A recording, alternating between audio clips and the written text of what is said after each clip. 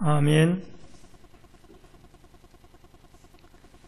오늘은 봉독해 드린 출애굽기 19장 1절로 6절의 말씀을 중심으로 하나님의 인도하심 제목을 같이 하십시다. 하나님의 인도하심. 한 젊은 청년이 스승에게 질문을 했습니다. 과중한 스트레스를 견딜 수가 없습니다. 스승은 청년에게 자기의 가방을 맡겼습니다. 그리고는 화단을 정리하고 앞마당을 쓸고 잡초를 정리하고 있었습니다. 30분이 지나가고 가방을 맡긴 것을 잊어버린 것처럼 자기 일에 몰두하고 있었고 40-50분이 지나서야 비로소 이 청년은 스승에게 이 가방을 언제까지 가지고 있어야만 합니까? 라고 물었습니다. 그때 그 스승이 대답을 하시기를 그것을 왜 들고 있느냐? 내려놓으면 될 것을 이라고 그 청년에게 대답을 하셨다고 합니다. 가방을 맡겨놓았을 때 물론 들고 있으라 내려놓아라 말씀은 안 했지만은 그 무거운 짐가방을 40분이나 50분이나 들고 있을 이유가 없다라는 거죠. 내려놓으면 편하게 되어질 텐데 예수님은 우리 인생에 짐을 지고 살아가는 사람들에게 이미 십자가를 지시면서 여러분과 저의 모든 죄의 짐 또 인생의 짐들을 짊어지고 가셨습니다. 그래서 그분은 이렇게 우리에게 말씀을 하십니다. 마태복음 11장 28절에 보면은 수고하고 무거운 짐진 자들아 다 내게로 오라 내가 너희를 쉬게 하리라. 짐을 이미 주님이 다 지고 가셨기 때문에 주님은 이런 초청의 말씀을 충분히 우리에게 하실 자격이 있으신 분입니다. 그분에게 모든 짐을 맡겨버리게 되어지면은 주님은 우리의 모든 짐을 대신 져주시고 여러분과 저에게 이 평강의 은혜로 인도해 주실 줄로 믿습니다. 이스라엘 백성들이 애굽을 하나님의 은혜로 떠나고 이제 약 3개월이 지나갔습니다. 근데 그들이 3개월 후에 도달한 곳이 어딘가 하니 시내산에 시내 광야에 그들이 도착을 했습니다. 그래서 그 시내 광야에 도착을 하여 장막을 치고 이제 하나님이 그 모세를 시내산으로 부릅니다. 너는 분명히 너의 야곱의 집과 이스라엘 자손들에게 분명히 일러라. 독수리가 새끼를 업음 같이 내가 너희들을 업고 이곳까지 인도를 했고 또 인도를 하게 될 것이다. 그러니까 이스라엘 백성들이 자기 발로 걸어오긴 했지만은 지금까지 하나님께서 친히 독수리가 새끼를 엎는 것과 같이 그들을 업고 이스라엘 백성들을 인도하고 계시다라는 겁니다. 이것을 분명히 이 시내산에서 모세를 불러서 그 야곱의 집안과 이스라엘 백성들에게 일러서 그들에게 깨닫게 하라는 것입니다. 여러분 시편 23편 1절로 2절에 보면은 여호와는 목자시니 나의 목자시니 내게 부족함이 없으리로다. 그가 나를 푸른 풀밭에 누이시며 신만한 물가로 인도하시리로다. 하시는도다.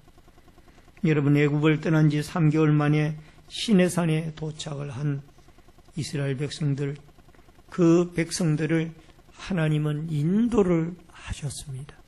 자기들의 스스로 길을 찾아온 것이 아니고 먹을 것을 구해온 것이 아니라 또 마실 것을 구해서 온 것이 아니라 하나님의 인도와 보호 속에 그들이 3개월이라는 기간을 오게 되어져서 시내 광야까지 오게 되어진 것입니다. 이 시내 광야는 시나이 반도의 끝부분에 자리를 하고 있는 곳입니다. 그런데 독수리처럼이란 말씀이 나옵니다. 여러분, 여기에 독수리는 높은 곳에 둥지를 틀고 그 둥지를 밖에는 나뭇가지를 또는 가시도 친 것을 사용을 해서 둥지를 만듭니다. 그리고는 그 안에, 둥지 안에는 독수리가 어미의 그 깃털을 뽑아서 마치 구스다운처럼 그렇게 포근하고 또 안락한 둥지로 만들어서 새끼를 낳고 또 알을 낳고 새끼를 품게 되어지는 그런 모습을 우리는 보게 됩니다.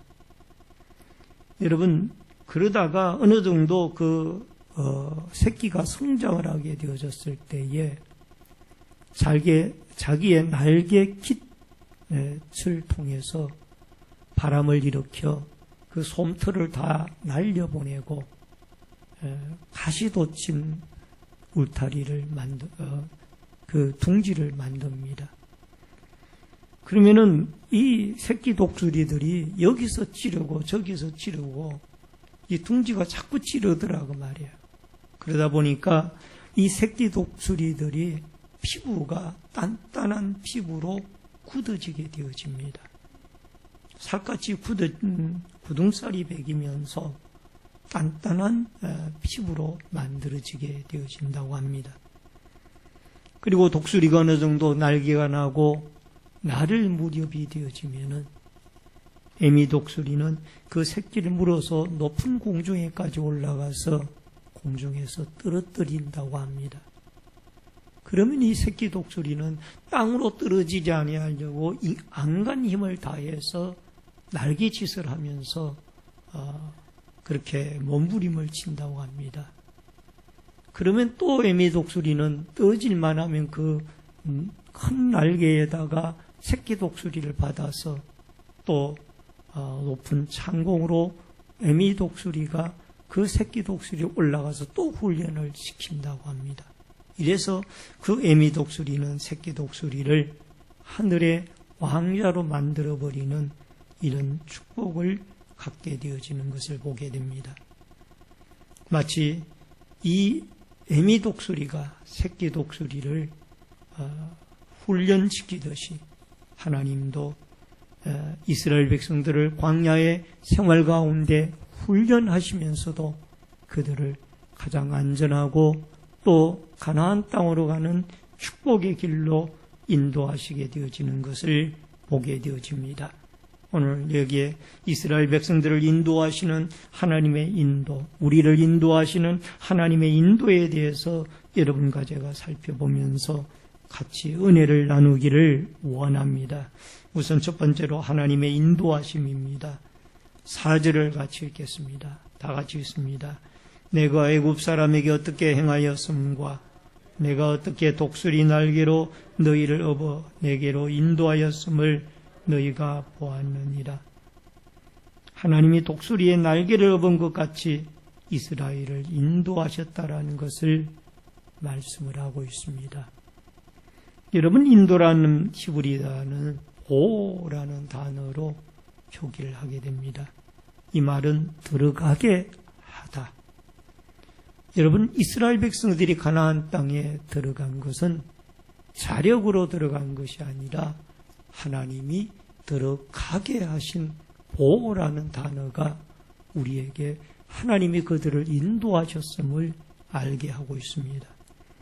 여러분, 이스라엘 백성들이 가나안 땅까지 들어가는데 40여 년이 걸렸는데 그 들어가게 하신 분이 하나님이라는 것. 요단강이 갈라지고 또 홍해가 갈라지고 또 광야에서 아말렉을 만나고 또 물이 없어 반석을 치고 쳐서 물을 내서 먹이시고 하늘에서 만나를 내려서 먹이시고 또 이 모든 고통과 어려움들을 이기고 가나안 땅, 젖과 꿀이 흐르는 그 약속의 땅인 가나안 땅에 들어가게 하신 분은 하나님의 인도하심이 있었기 때문인 줄로 믿습니다.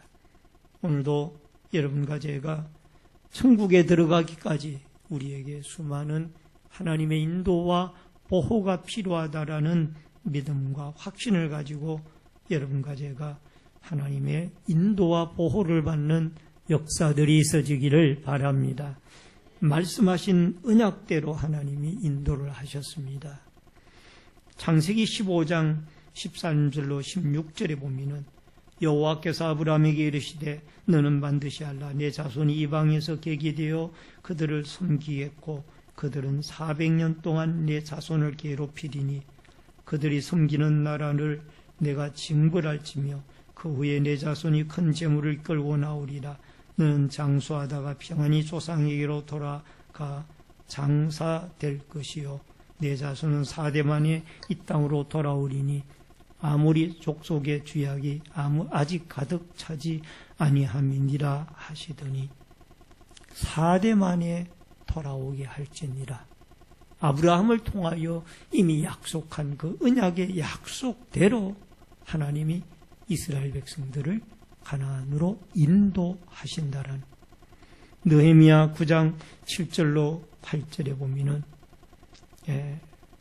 여러분 주는 하나님 여호와시라. 옛적에 아브라함을 택하시고 갈대아 우르에서 인도하여 내시고 아브라함이란 이름을 주시고 그의 마음이 주 앞에서 충성됨을 보시고 그와 더불어 언약을 세우사 가나안 족속, 헷 족속과 아모리 족속과 브리스 족속과 여부스 족속과 기르가스 족속과 족속의 땅을 그의 씨에게 주리라 하시더니 그 말씀대로 이루셨사오매 주는 의로우심이로소이다. 가나안 땅의 7족속들을 물리치고 하나님이 이 이스라엘 백성들로 하여금 가나안 땅을 차지하여 살게 하게 하시겠다라고 약속을 해주신 줄로 믿습니다. 그러므로 이런 약속의 말씀을 붙들고 우리는 하나님 앞에 주님의 이름으로 기도를 해야 될 줄로 믿습니다. 너희가 내 이름으로 무엇이든지 구하면 내가 행하리니 라는 말씀이 나옵니다. 내 이름으로 무엇이든지 구하면 내가 행하리라. 요한복음 14장 13절로 14절의 말씀입니다. 우리가 주님의 이름으로 언약의 약속이 있다 할지라도 주님 약속의 말씀대로 행하여 주시옵소서. 우리를 인도하여 주시옵소서. 우리를 천국의 길로 이 순례자의 길 속에 잘 인도하여 주시옵소서라고 기도가 필요한 줄로 믿습니다. 중국 내지 선교회의 그 유명한 선교의 아버지라고 하는 허드슨 테일러 선교사가 영국 선교의 본국으로 돌아가는 기차 안에서 어떤 한 분이 그 테일러 선교사님을 알아보시고 정중하게 인사를 하셨습니다. 그리고 테일러 선교사님이 옆자리가 비어 있어서 앉아서 대화를 하던 중에 그 테일러 선교사님에게 인사를 하셨던 그분은 지갑을 꺼내서 50파운드를 선교사님에게 주었습니다. 미화로 수백 달러 되는 큰 돈이었습니다. 선교사님이 놀라서 혹시 5파운드를 주시려고 하였던 것을 잘못 주신 것이 아니냐라고 묻게 됩니다. 그분이 사실은 5파운드를 주려고 했는데 50파운드를 지갑에서 꺼내서 실수로 주게 되어졌습니다. 그러면서 하시는 말씀이 하나님은 이 실수까지를 통해서도 역사하시는 분입니다. 라고 하나님의 뜻이라고 밝히면서 기꺼이 그 50파운드를 선교사님에게 드렸다고 합니다. 선교 본부에 도착을 했더니 선교사들에게 선교비를 보내야 하는데 50파운드가 모자라서 어려움을 겪고 있는 모습을 발견을 했습니다.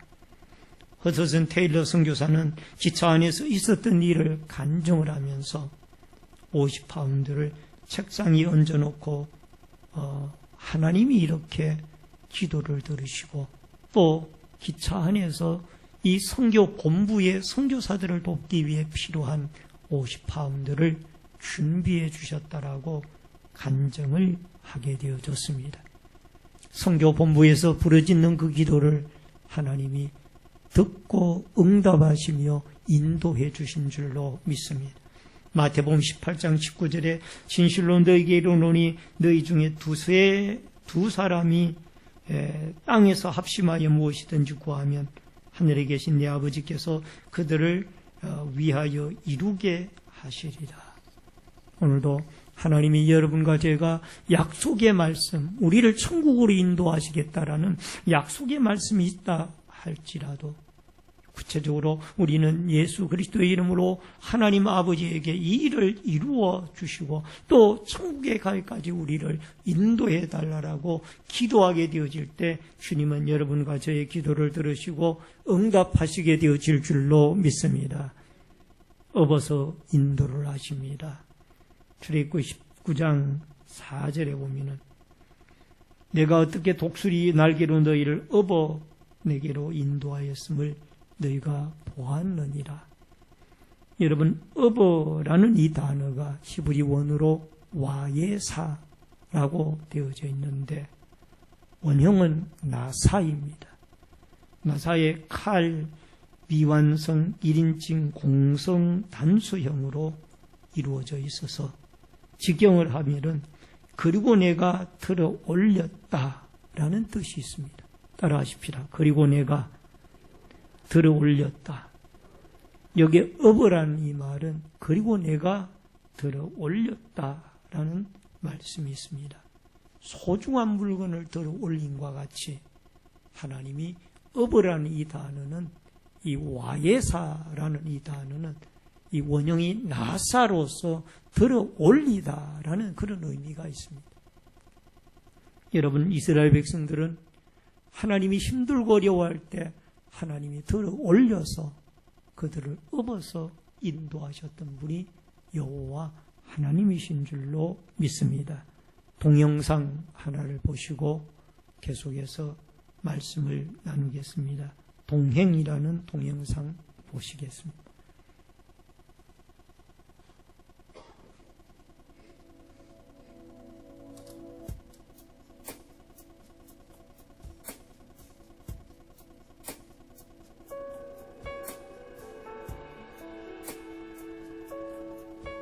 어느 날 밤 나는 꿈을 꾸었습니다. 꿈속에서 나는 넓은 모래 위에 길게 나 있는 두 사람의 발자국을 보았습니다. 그중 하나는 내 발자국이었고 또 하나는 주님의 것이었습니다.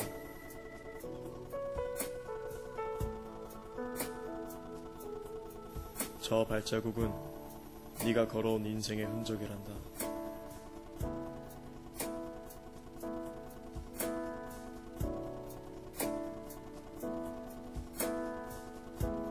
왜 제가 삶의 가파른 언덕을 오를 때에는 한 사람의 발자국밖에 없나요?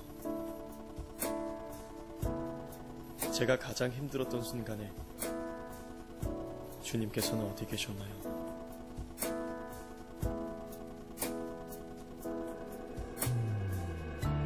나의 소중하고 사랑하는 아이야, 나는 결코 너를 떠난 적이 없단다. 너가 가파른 언덕을 오를 때 한 사람의 발자국만 보이는 것은 내가 너를 업고 갔기 때문이란다.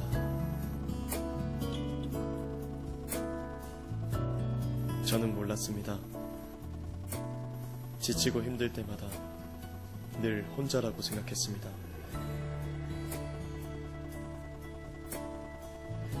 이제 깨닫습니다. 주님이 언제나 저와 함께 하셨다는 걸 말이죠. 지금도 나를 사랑하시는 주님과 함께 걸어갑니다. 안고 걸으세 하나의 발자국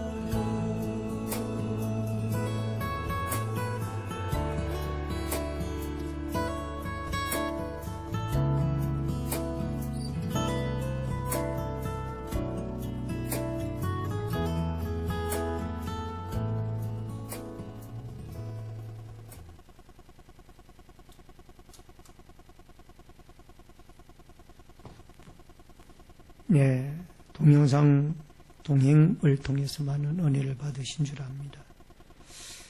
우리가 가장 힘들어하고 어려워할 때 우리는 그런 생각을 갖습니다.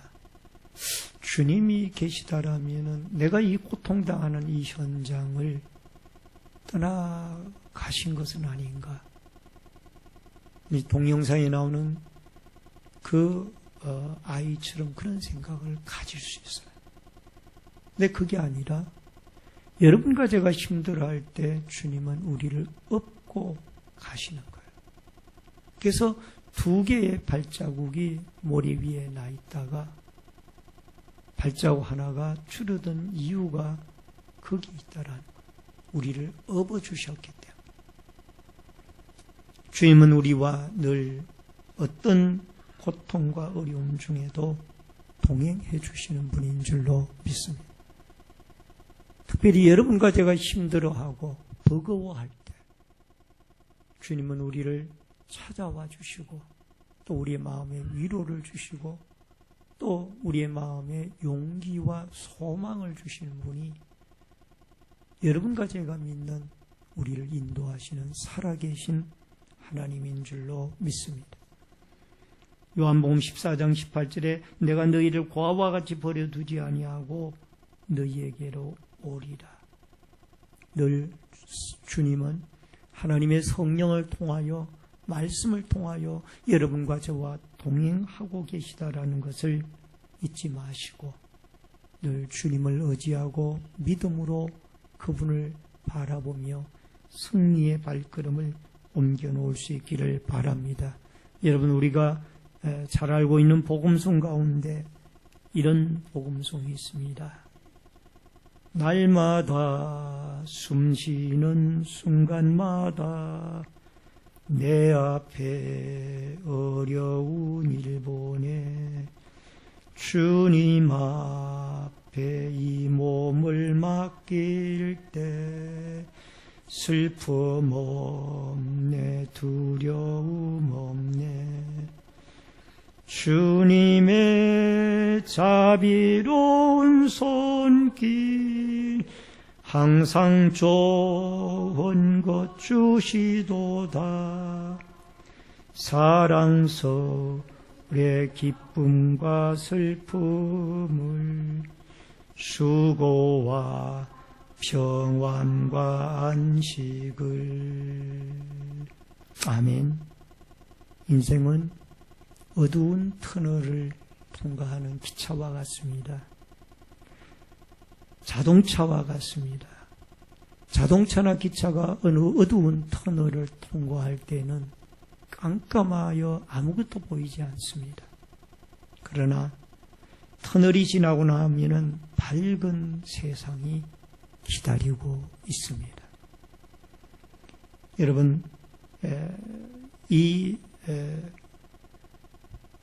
양양고속도로를 달리다가 보니까 아마 우리나라에서는 가장 긴 터널이 아닌가 생각이 되어집니다만은 11km가 넘고 12km가 조금 못 되는 아주 긴 터널이 이 태백산맥을 통과하는 터널이 나오더라고요. 가도 끝이 없는 듯한 그런 터널이었지만 그러나 그 터널을 통과했을 때에 맑은 하늘이 드러나 보이고 또 조금 더 가게 되어지면은 시푸른 동해바다가 넘실거리는 동해바다가 눈에 들어오게 되어집니다. 여러분, 어두운 인생이 캄캄해 보이지만 머지않아 주님은 여러분과 저에게 밝은 세상을 우리에게 비추어 주실 날이 오게 되어질 줄로 믿습니다. 다윗이 골리앗과 싸울 때에 골리앗은 장수입니다. 무기가 있습니다. 싸운 경력이 있습니다. 거구입니다. 힘이 있습니다. 그러나 다윗은 골리앗이 가지고 있는 이 아무것도 갖추질 못했어요. 그는 키도 작습니다. 소년입니다. 물맷돌 5개를 가지고 나아가면서 너는 창과 칼을 방패를 가지고 나오지만은 나는 만군의 하나님 여호와의 이름을 가지고 나아가노라.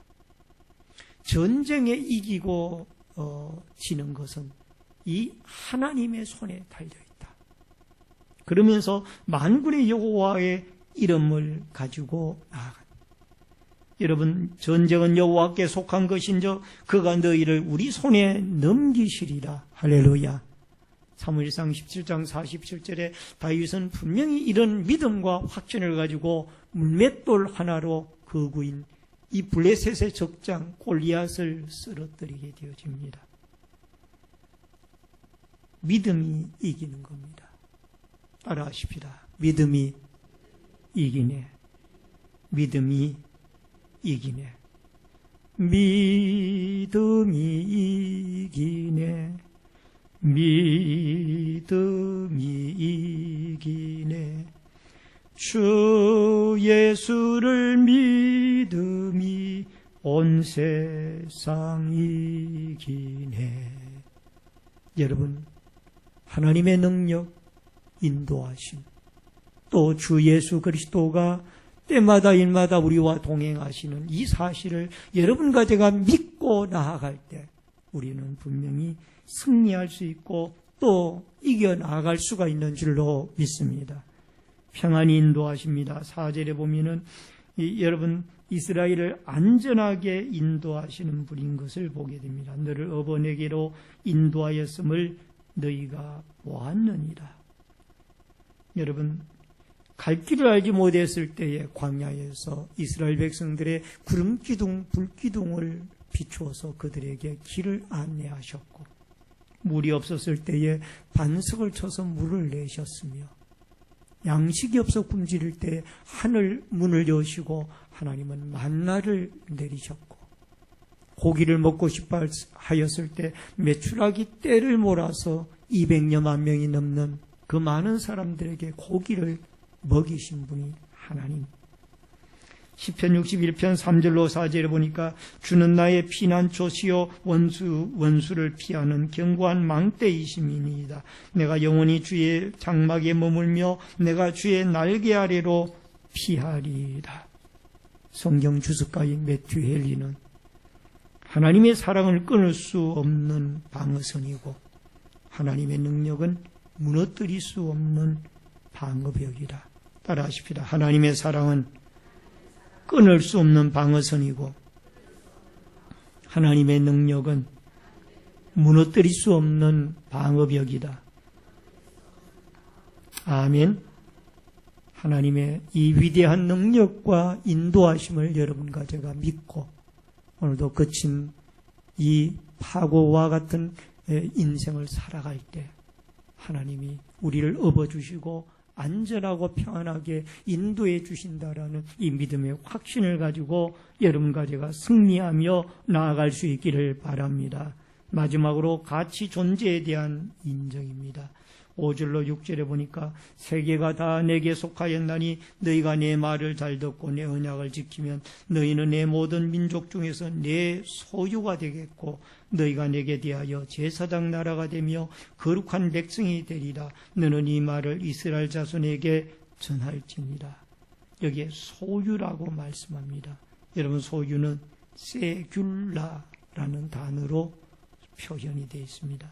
아주 귀한 소유물, 매우 값진 소유물을 가리킵니다.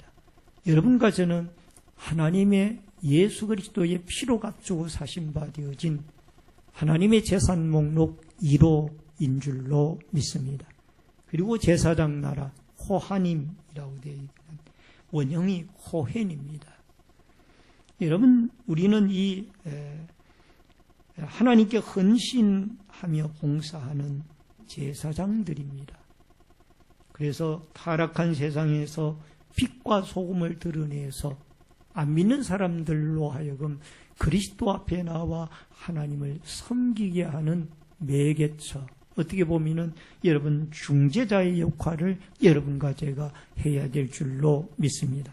우리가 하나님 사이의 중재자는 예수 그리스도이지만은 여러분 세상 사람들을 그리스도에게 인도하는 이 중재자 역할을 여러분과 제가 감당을 해야 되는 거룩한 제사장 나라의 의무가 여러분과 저에게 있는 줄로 믿습니다. 또 거룩한 백성입니다.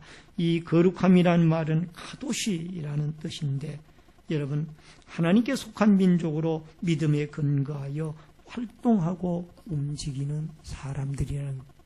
세상 논리나 판단에 의해서 이성이나 경험에 의해서 움직이는 사람이 아니라 여러분과 저는 믿음에 의해서 움직이는 거룩한 여러분 하나님의 백성인 줄로 믿습니다.